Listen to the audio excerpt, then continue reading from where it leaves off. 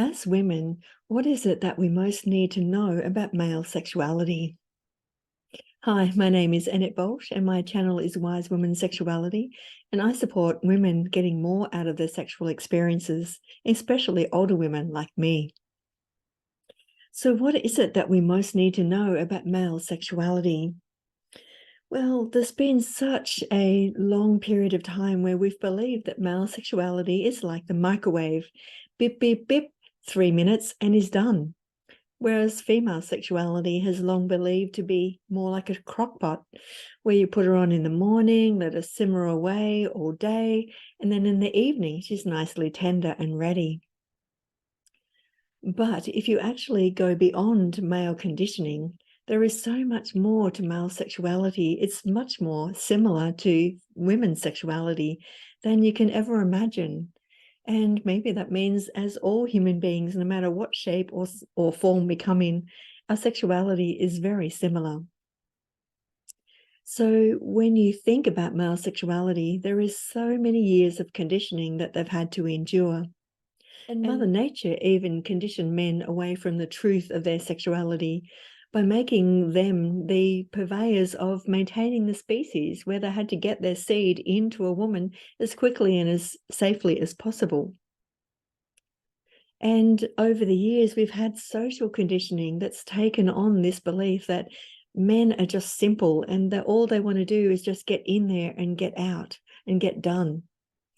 And pornography helps this view of male sexuality as being all about hard and fast pounding and all about getting to the outcome. And there is also part of the male psyche that is about, looking for a goal and being a good performer and looking to be worthy of respect. That's part of them as well. And all of these aspects take men away from the truth of their sexual possibilities. Patriarchy has done just as much damage, if not more damage, to males than it has to females, because men get just enough of a taste to be satisfied, but not really hurting enough to be wanting something more than what patriarchy offers. Men get to come every time, pretty much, in sexual experiences, whereas women have to really work for theirs more often. And so men often don't realize what is possible for them. They don't realize that their ejaculation and their orgasm are two separate things. The ejaculation is the semen coming out the end of his cock, and the orgasm, that warm, tingly, pleasurable feeling that helps to shift his state, is the orgasm, which is completely separate. He can have one without the other.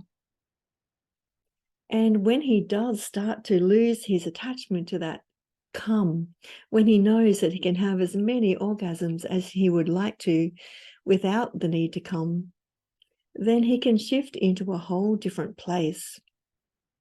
And it's also important to know that underneath all of that performing, all of that getting to the end, all of that wanting to give us an orgasm so that we feel like we're satisfied, is a person who is incredibly vulnerable, just like us.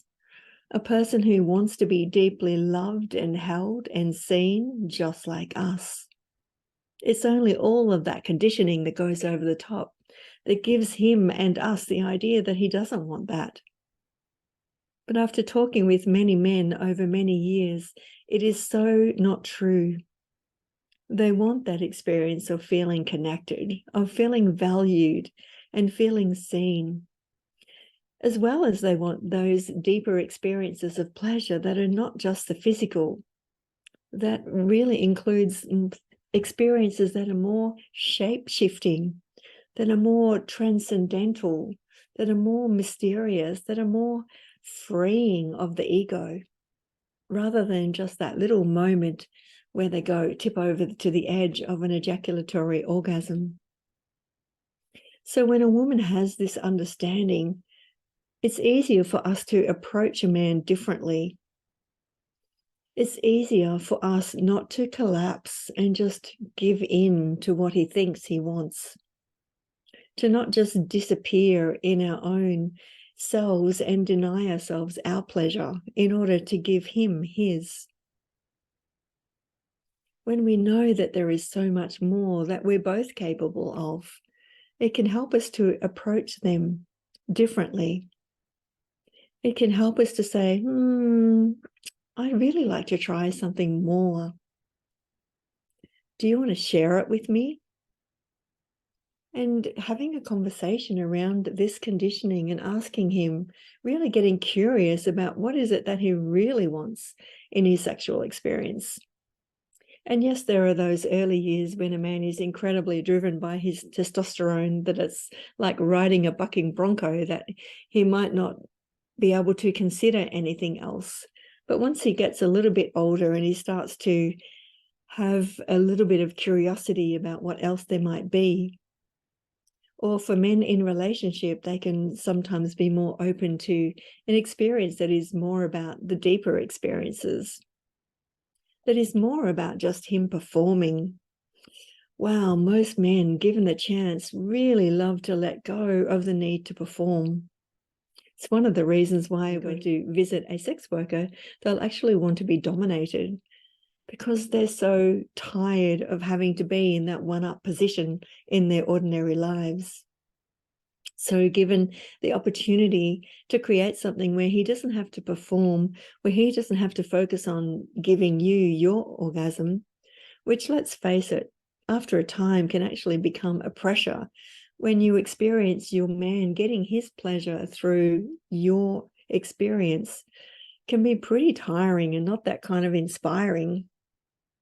I mean, we can have an orgasm, but if there's nothing else that's going on with it, we get to miss out as well. We're looking for more, that more than a man is looking for as well. Stress enough, just having this understanding can really invite you to approach a man differently. It can really be inviting you into a place of more empowerment and more belief in your own sexuality, in your own self. Because as women, we know there is more and we're hungry for it. That's why we turn away from this performative style of sexuality, from this harder and faster. Harder and faster, don't get me wrong, can be absolutely amazing, but when we're really in the space for it, not when it's the only thing on offer. So one of the ways that you can invite a man into this more deeper, slower, more aware kind of sexuality is inviting him to experience something that's called a lingam massage.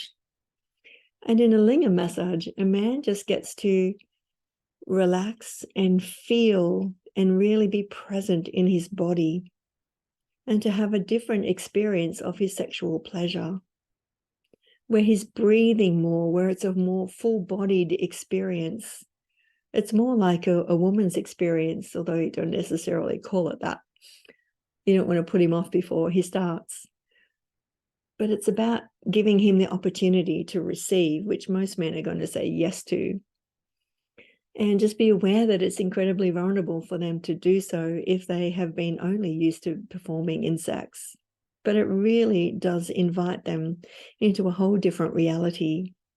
And if this is of interest to you, please click on the link below. So men and their sexuality, they've been conditioned for a very long time.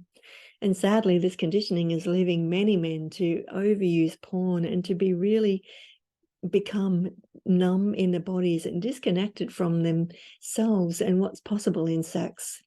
So as women, if we want the more in our sexuality, it's inviting the men into this other place, not from a place of criticism that he's doing it wrong, and not from a place of mothering and being there for him and trying to make it happen for him, but standing in your truth, standing in your power and saying, I know that there is more possible.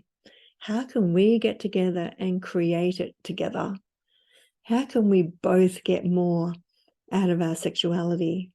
That's the really empowered position. That's what a wise woman would do and say about sexuality with her man. So that's your invitation from my heart to yours, is don't get sucked into playing that game of conditioned male sexuality. Step into your truth, step into your power, and invite yourself and your man into something greater. If you've enjoyed today's video, please click on the like and the subscribe button so yourself and more women can get more awareness and more possibilities in their sexuality.